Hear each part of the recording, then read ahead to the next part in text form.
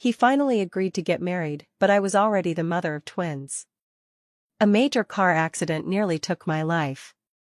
With ambulances in short supply, the medical staff performed basic first aid while waiting for rescue. I used all my strength to call Fry, who was on vacation, to save me. He coldly replied, "Can you stop playing these tricks to get me to see you? I'm busy." I was rushed into the emergency room and told there weren't enough doctors. The hospital called Fry to return and assist in the rescue.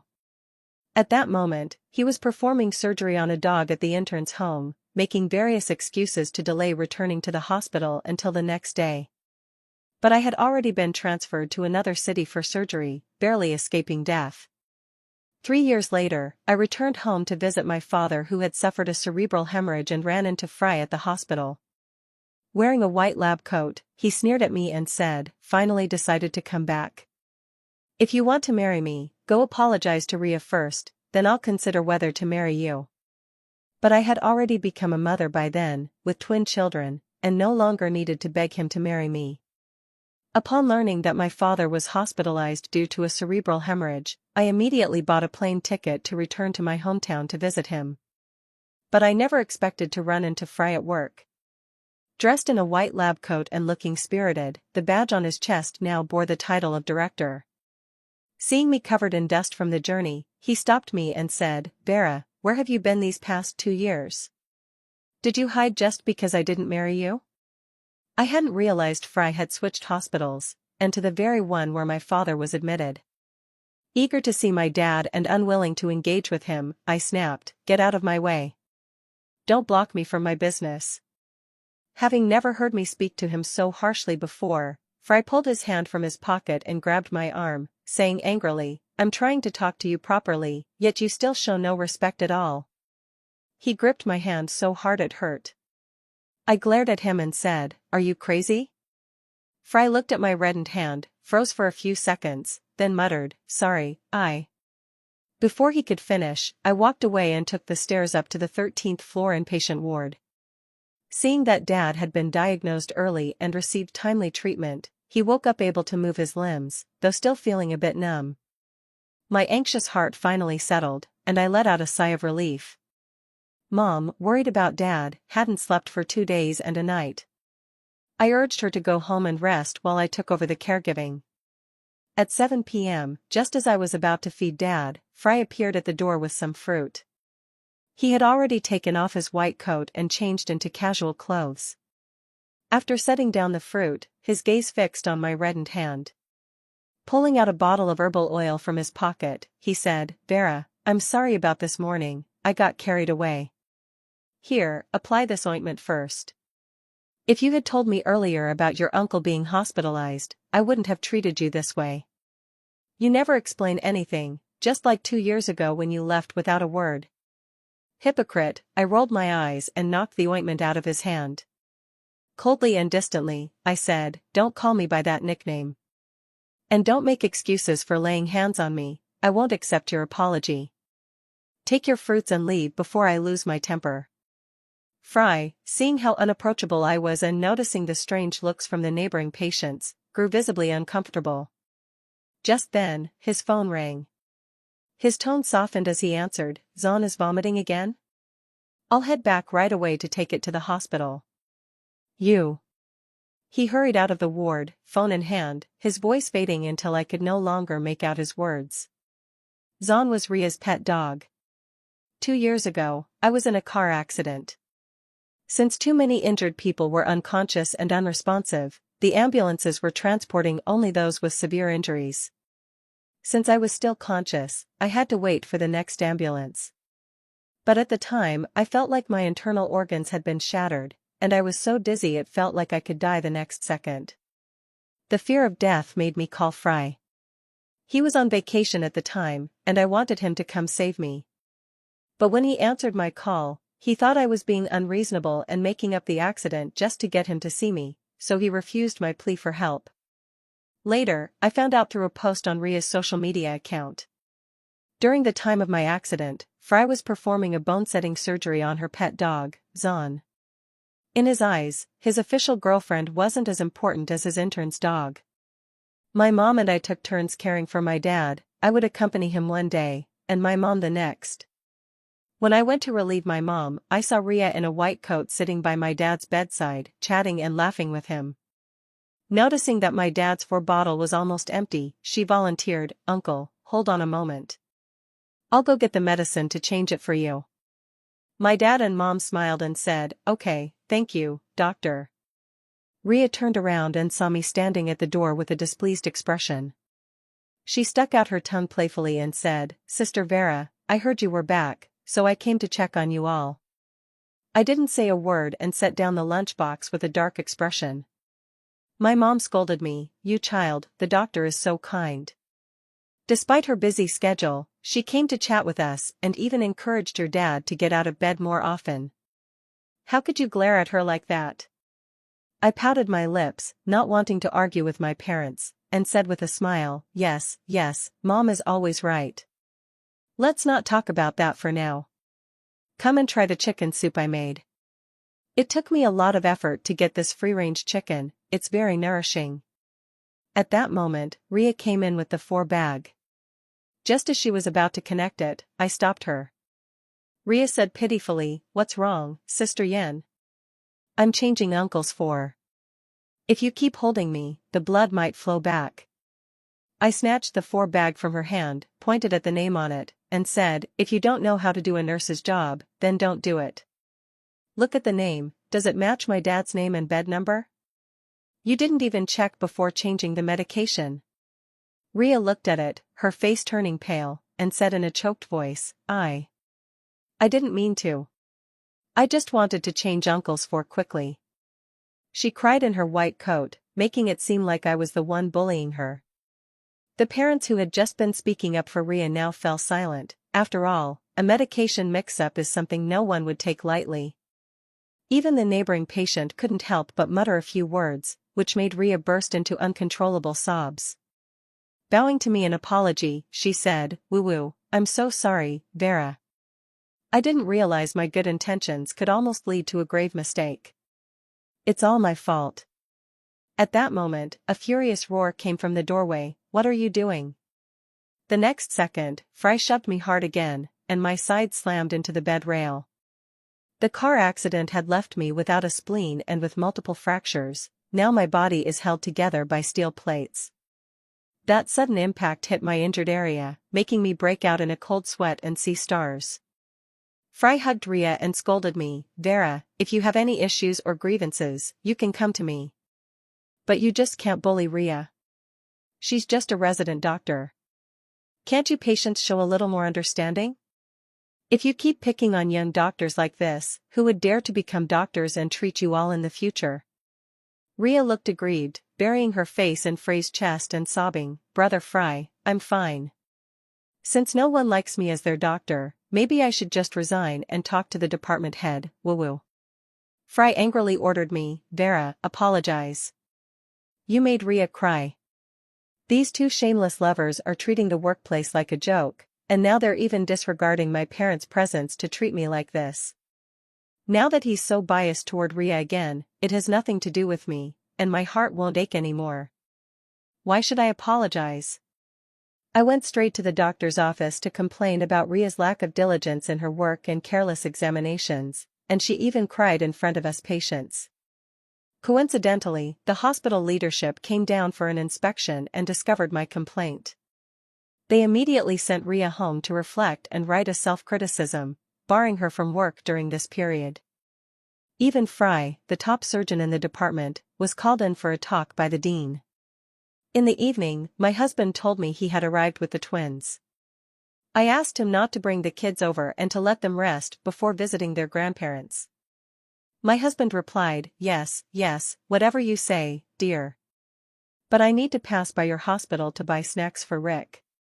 Can you come out for a quick hug? Pitiful, I've missed you after not seeing you for days." This guy lies without even drafting a script. The hospital is far from where they live, not at all on the way. But I miss him a little too. While waiting for my husband downstairs, I saw him get out of the car and happily rushed over, throwing myself into his arms. The fresh scent of shower gel calmed me down a bit. I whispered in his ear, "Honey, I missed you too." "I missed you too, sweetheart. You've worked hard. Nick and Rick are already asleep. I have to go back. If they don't see me, they'll probably start crying. The nanny can't handle them alone." The brief warmth dispelled much of the day's frustration. After saying goodbye to my husband, I stood by the roadside watching his car until its taillights disappeared, then picked up the pancake he bought me to eat. Someone suddenly appeared behind me, startling me so much I dropped the pancake from my mouth. They patted my shoulder and asked, "Who was that just now? Why were you smiling at him?" Fry glared at me with a dark expression, his tone leaving no room for refusal. As he spoke, his fingers on my shoulder kept tightening.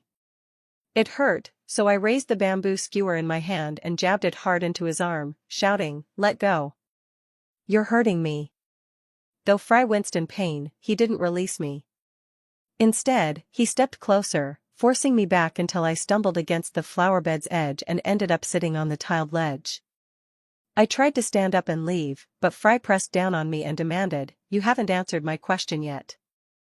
Who was that man just now? What exactly is your relationship with him?" I found him utterly unreasonable, claiming to love Ria while being so nosy about my personal life. Not wanting to drag this out, I answered truthfully, "He's my husband. The man on our marriage certificate. A legally wedded couple. There's your answer. Now will you let go?" But my response only made Fry react more aggressively. He grabbed my chin, forcing me to look him straight in the eyes as he spoke. "Vera, you don't have to resort to such tactics to pressure me into marrying you. Don't think I don't know you deliberately brought your sick father to the hospital where I work and made sure I saw you flirting with another man when I got off work. To be honest, I'm feeling quite unsettled. If you want me to marry you, there's just one condition: we'll go get our marriage license immediately. You must apologize to Ria and withdraw your complaint against her. Do you even realize that because of your complaint, she might lose her job? Round and round, it always comes back to this Ria. 2 years ago, I was indeed desperate to get married because I was already in my 30s. If I didn't marry and have children soon, it might become difficult for me to conceive. Yet I desperately want children and adore them, but Fry keeps putting it off, always using the excuse that his career hasn't stabilized yet, asking me to wait. But I've already waited for him for 7 years, from his residency to his current job. A mocking smile crossed my lips as I sized Fry up with a glance. He no longer looked as handsome as he once did. Instead, he had gained a few wrinkles and dark circles under his eyes. I said, "Fry, when have I ever begged you to marry me? If you want to get married, go find your student Ria. I'm sure she'd be more than willing to marry you." The man couldn't believe I would say such things and gritted his teeth, saying, "Vera, do you even realize what you're saying?" Suddenly, a surprised female voice came from behind. "Fry, what's going on between you two?" Hearing Ria's voice, Fry sprang away from me like a jump, even putting a meter between us. Afraid of being associated with me and causing Ria to misunderstand, I snorted and rolled my eyes. He said softly to Ria, "It's nothing, just Vera still clinging to me." "Good thing you came. Didn't you say you wanted to try on wedding dresses? I'll take you to try them on tomorrow." As he spoke, he deliberately glanced at my face, trying to find even a hint of emotion, but unfortunately, there was none. As if to spite me, he posted on social media while accompanying Ria to try on wedding dresses, and Fry appeared in Ria's shares as well. As I passed by the nurse's station, I overheard them discussing. "Did you see? Dr. Fry from the surgery department went with Ria to try on wedding dresses. Are they really getting married? Isn't that just a matter of time? Everyone in the hospital knows about their relationship. It's just that there's been no movement for 2 years, so they probably feel the timing is right now. Whether they get married or not doesn't matter to me, it's none of my business." My husband told me that Nick and Rick would come to visit Grandpa in the afternoon, so I waited for them in the ward in advance. When Nick and Rick arrived, the whole ward was filled with cheerful laughter. When my parents saw their 2 little grandsons, their furrowed brows relaxed quite a bit.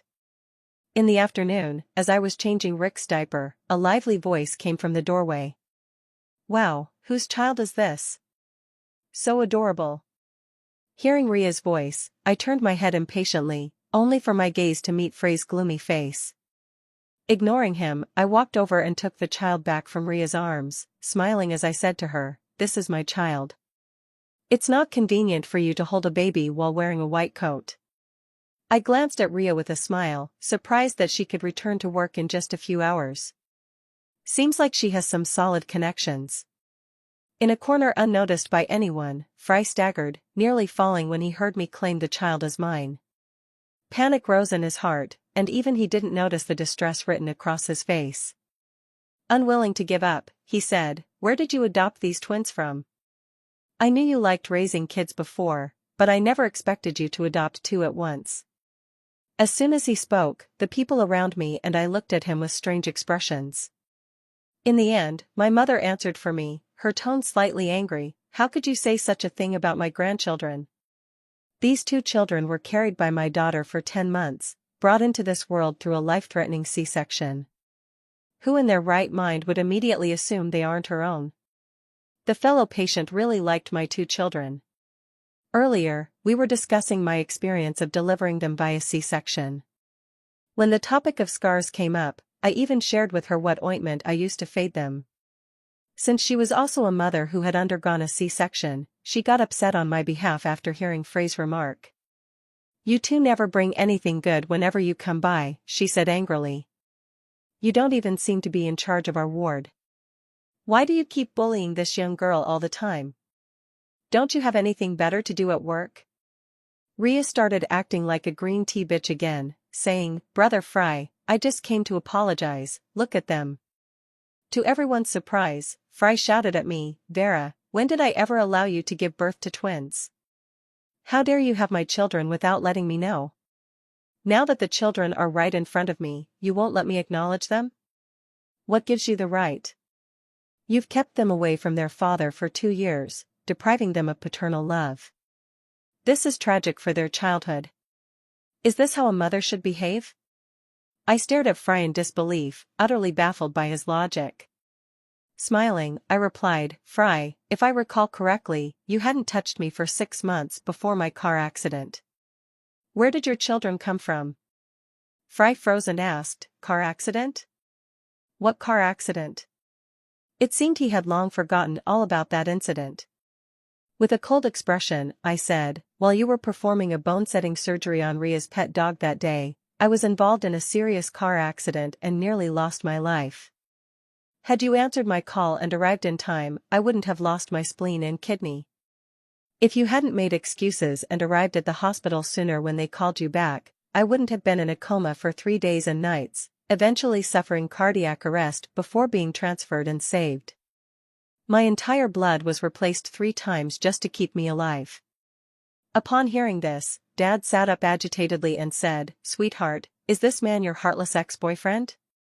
Initially, Fry and I were together, but we hadn't reached the point of deciding to get married, so I didn't let my parents know who he was. They only knew I had a boyfriend. Now that they realized it was Fry right in front of them, my usually cheerful parents immediately turned grim. My mom even chased the two out of the hospital room. "You two aren't welcome here. You're not the doctors responsible for my husband's care either. We need to rest, so stop bothering us." That same day, we went through the discharge procedures. Fry and Ria were truly uncomfortable staying there any longer. Later, I heard from a fellow patient that after we were discharged, Fry came back to the hospital. When he found out we had left, he caused a huge scene in the ward, even grabbing nurses and demanding to know why they had processed our discharge. He stood in the hallway, disregarding everyone's stares as he called me over and over again, but I changed my phone number as soon as I stepped out. My husband is also a surgeon, but his medical ethics and skills are far superior to Frey's. He saved my life. Many hospital leaders knew he was returning here, and as soon as he landed, he was invited by them to discuss medical techniques together. In the first few days after arriving, my husband was reluctant to respond to the children, but as time passed, he had no choice but to step in. This resulted in us having to stay a few more days with the kids. Dad is in good condition now and can walk normally. Mom takes him out for walks every day. Having Dad look after the little ones helps him temporarily forget about his illness, lifting his spirits. Just like that, I left the child for my parents to look after, with the nanny helping out on the side. Today was the day of my husband's speech at the hospital, so I dropped by to watch as part of the audience. Watching him shine on stage filled me with pride. During a pause to catch his breath, he even winked at me. This made everyone around us look at me with knowing smiles, leaving me a little embarrassed, but still glowing inside. My husband gives me a strong sense of security, unlike when I was with Fry before. Whenever he worked overtime and I wanted to visit, he never allowed me to show up at his workplace. But Rhea was different. Among the interns he mentored, she was the most special one. He never let Rhea handle the hard or heavy tasks, assigning those to the other interns instead, while giving all the easy work to Rhea. Several times I caught them, and each time I made a scene, only to be scolded by Fry repeatedly. He called me jealous and said I was making a disgraceful spectacle. But my husband is different. He introduces me to everyone around him. Whether we're alone or in public, he always praises me as an amazing mother and wife. He gives me a sense of affirmation, making me feel that I matter. Just as I was intently listening to my husband's lecture, hurried footsteps echoed at the door. A doctor in a white coat rushed in and said to the dean in front of me, "It's bad, Dean. There's a patient in the emergency room with severe open trauma, we can't locate the bleeding point, and the blood bank is running low. Dr. Fry can't handle it. If we delay any longer, the patient might not make it. What's more, this patient has a special status, there's someone important from above, and they must survive." The dean quickly made a decision, stepping up to interrupt my husband's speech and asking for his help in saving the patient. My husband and I went together, only to find the heads of all hospital departments gathered there, initiating emergency rescue protocols. When Fry was pushed out, his surgical gown stained with blood, and he saw me and my husband standing before him, he suddenly erupted in anger, questioning the director. "I already said it's impossible to save them. Does this outsider think they can revive a dying patient?" Rhea, with tears welling up in her eyes, anxiously said, "Exactly, director. Fry is the top surgeon in the department, even in the entire city, no one outperforms him in surgery. Who is this person we don't even know? How can they suddenly take the lead in the operation?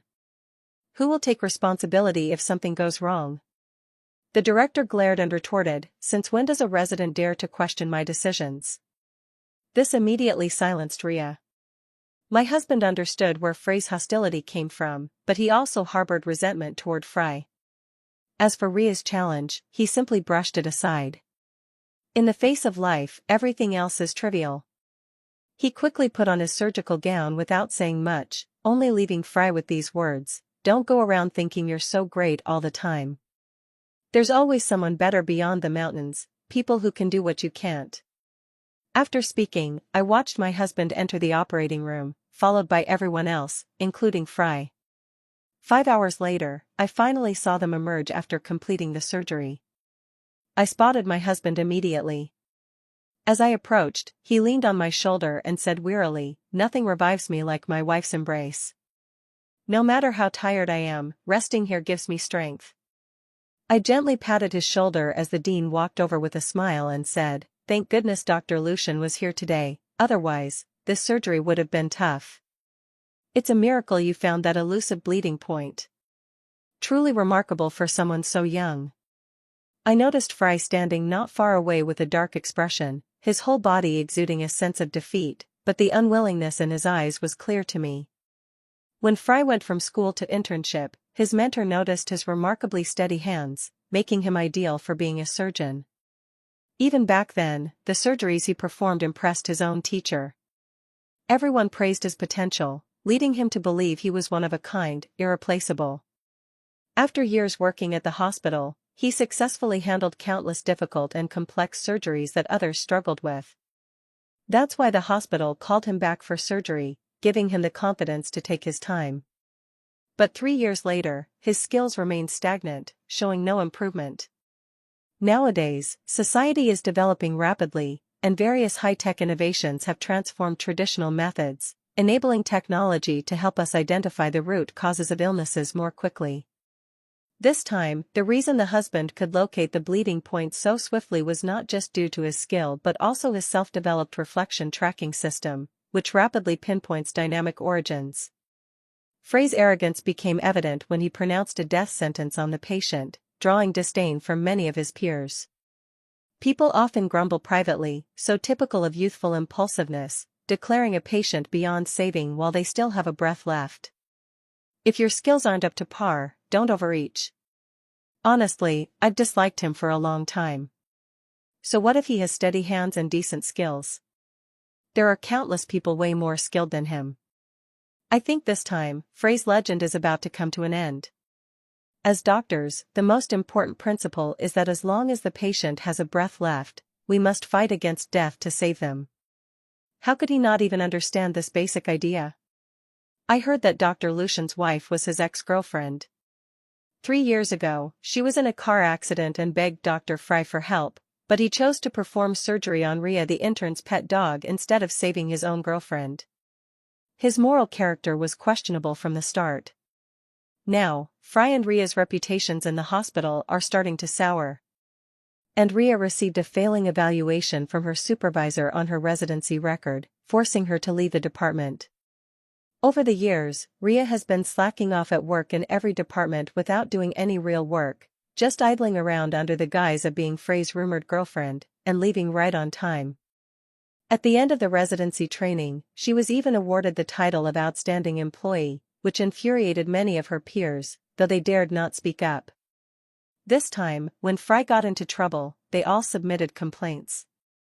Seeing how the wind was blowing, the supervising mentors immediately became fair and just. My husband researched this tracking system because years ago, when I was in a car accident and lost a lot of blood, he almost couldn't find me. In the end, he persisted and succeeded. Later, when I had a cesarean section for twins, I hemorrhaged again. Since then, my husband has been developing a technology to locate bleeding points. Recently, heads of surgery departments from major hospitals have been consulting him about this technology, hoping to introduce it into their own operating rooms. Bored out of my mind, I took the twins out for a stroll and ran into Frey. He had a face full of stubble, bloodshot eyes, and chapped lips. Clearly, he hadn't slept in days. Frowning, I maneuvered the stroller around him, only for him to grab the handle. I snapped, "What do you want? Speak up if you have something to say, but keep your hands to yourself." Frey's voice was hoarse as he said, "Vera, you win. I'll marry you. We can get the marriage license today. You've achieved your goal, you've forced me to compromise." I shook off his hand and retorted, "Are you insane? I have a husband and kids. When did I ever say I wanted to marry you? Have you lost your mind?" Who would have thought Frey would get angry, push the stroller away, grab my shoulders, and try to forcibly kiss me? "Why aren't we married? Didn't you kneel and beg me to marry you back then? I told you to wait, so why didn't you? Now that the time has come, how dare you stand by another man's side, even bringing a child to spite me and ruin my career? Now I'm agreeing to marry you, stop refusing me." The 2 children were so frightened they kept crying. In desperation, I twisted Frey's ear, making him yelp in pain. Then I punched him in the nose and coldly said, "If you keep acting crazy, I'll send you to a mental hospital." Ignoring the blood streaming from his nose, he fell to his knees before me, tears in his eyes. He pleaded, "Vera, I truly love you. Please don't reject me, okay? Do you know how much it hurt me to see you in another man's arms? How jealous I was when I saw you smiling at those 2 children. Why are you punishing me? I know it was my fault for hanging up on you back then. I was wrong. It was all Rhea who seduced me. I'll cut ties with her and be with you. Can't you also distance yourself from irrelevant people? Let's start over." He took out a DR diamond ring from his pocket and said, "Vera, these rings are engraved with both our names. I'm proposing to you today, and you can't refuse.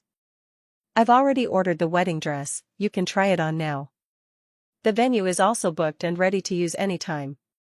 I walked past him and comforted the 2 children. Fry suddenly became enraged, shouting hysterically, "Why are you ignoring me? I told you to marry me, didn't you hear?" I wanted to take the children and leave, but Fry roughly snatched them from my arms. Afraid they might fall, I had no choice but to let go and softened my voice, saying, "Fry, calm down. I'll agree to whatever you want, just don't hurt the children." My whole heart was on edge for the child, unsure if Fray's next move would harm them. I was so frantic that tears started streaming down my face. The man hugged the child and chuckled foolishly, saying, "Hee hee. What conditions? Then right now, immediately, go register our marriage with me." Without hesitation, I agreed, okay, I'll go with you, just don't hurt the child." The two children's crying grew louder. I wanted to take them away, but Fry refused. We got into a taxi and headed to the Civil Affairs Bureau. The staff member told Fry, "Sir, I'm sorry, but this woman is already married. She can only proceed if she brings her husband here to divorce first. Then you two can register your marriage." At this moment, Fry still couldn't believe I was married, but the truth was right before his eyes. A look of pain flashed across his face as he demanded, "Vera, did you really get married? You're not lying to me?" I didn't dare speak carelessly, the child was still in his hands. I tried to calm Fray's emotions, and the staff also stepped in to help mediate. Fortunately, earlier in the car, I had asked the taxi driver to call 110 for us. Just as Fry was still acting out, the police arrived swiftly, subdued Fry, snatched the child from his grasp, and placed them in my arms. When I touched the child, my heart nearly broke. Both of them were covered in bruises from being restrained. I told the police, "This man kidnapped my child and caused us psychological trauma. I refuse any settlement." Fry was detained for 10 days. After my husband learned about the recent incidents involving me, he publicly stated that if Fry was not severely punished, he would cease cooperation with the hospital. After Fry was released, she was dismissed by the hospital. Due to the exposure of her past misconduct, her medical license was revoked. My husband and I took our parents and left our hometown, settling and working in another province. Later, I heard that Ria was arrested. She had been working as a plastic surgeon at a black-hearted hospital, where a patient died on the operating table due to her improper procedures. She did not immediately send the patient for emergency treatment but instead dropped her scalpel and fled the operating room. By the time the family found the patient, it was already a cold corpse. The family sued the plastic surgery hospital in court to seek justice for the deceased patient and called the police to arrest Ria. In the end, Ria was found at Fray's doorstep. At the time, she was begging Fry to save her, while Fry secretly devised a plan, actually calling the police. He said, "It's all because of you that Vera left me forever. You deserve to die." Ria snapped, "Do you think you're so devoted yourself? Don't think I don't know you wanted to have it both ways, enjoying my services while clinging to your so-called true love. You pushed her away yourself. How is that my fault?" Hearing the police siren, Ria knew Fry had called them. In a frenzy, she grabbed a stone by the door and, while Fry was off guard, smashed it hard into his crotch several times. Fry fell to the ground in pain, hearing the sound of eggs breaking. Although Fry was promptly taken to the hospital by the police, unfortunately, the corpus cavernosum was severed and could no longer function. From then on, he could no longer perform sexually. Ria was sentenced to life imprisonment. After my father went for a follow-up examination, there was no risk of recurrence. Now, he has started quitting smoking and drinking, declining all social drinking events. He has begun a leisurely life of taking care of the kids and grocery shopping, and my heart finally relaxed. Fry side story. I couldn't accept the fact that I could no longer perform sexually. Vera and I had originally planned to have children in the future.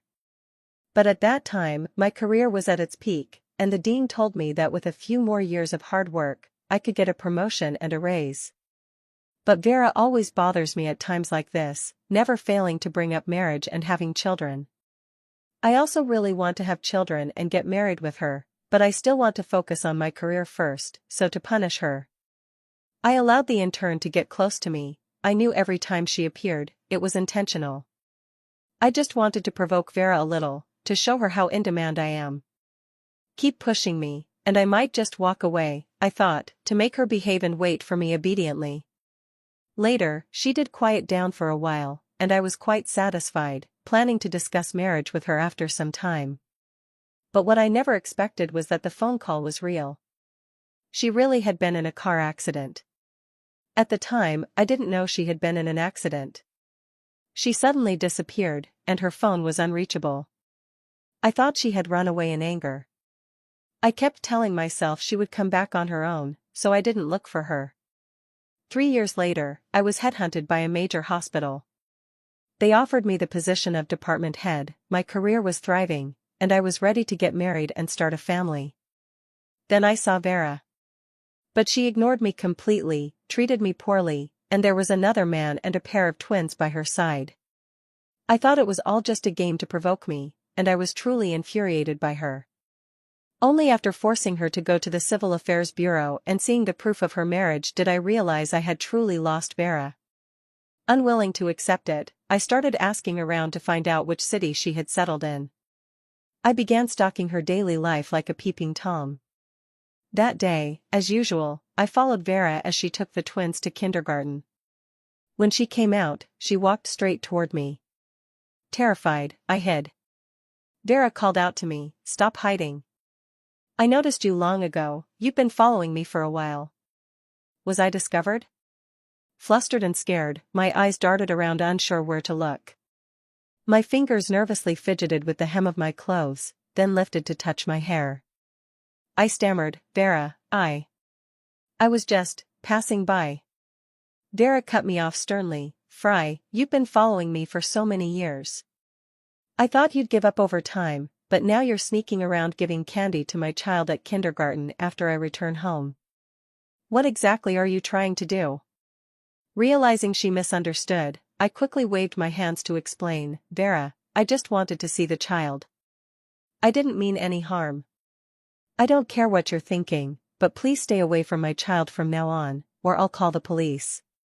Vera's merciless words struck my heart, leaving me in overwhelming pain. I asked her in hurt, "Vera, can we really never go back to how we were? I miss you so much, and I want to connect with your child because I might not be able to become a father in the future." As I said this, Vera immediately grew wary and guarded against me. I wanted to speak to her again, but her husband stepped in and separated us. Right in front of me, he shielded Vera in his arms and warned me, "I'm advising you to stay away from my wife, or I won't hesitate to take action." After that day, I couldn't find any trace of Vera. They vanished without a trace, just like Vera's sudden disappearance 3 years ago. I began frantically searching for news of Vera, wandering everywhere and asking around, but all to no avail. I slept under bridges, had my phone and wallet stolen by a homeless man. I fought with an old lady over cardboard and got beaten badly, leaving my face scarred. Fuming, I followed the old lady and took the cardboard I had my eye on. Little did I expect her gambler son to mistake me for a thief, coming at me with a dagger in the dead of night.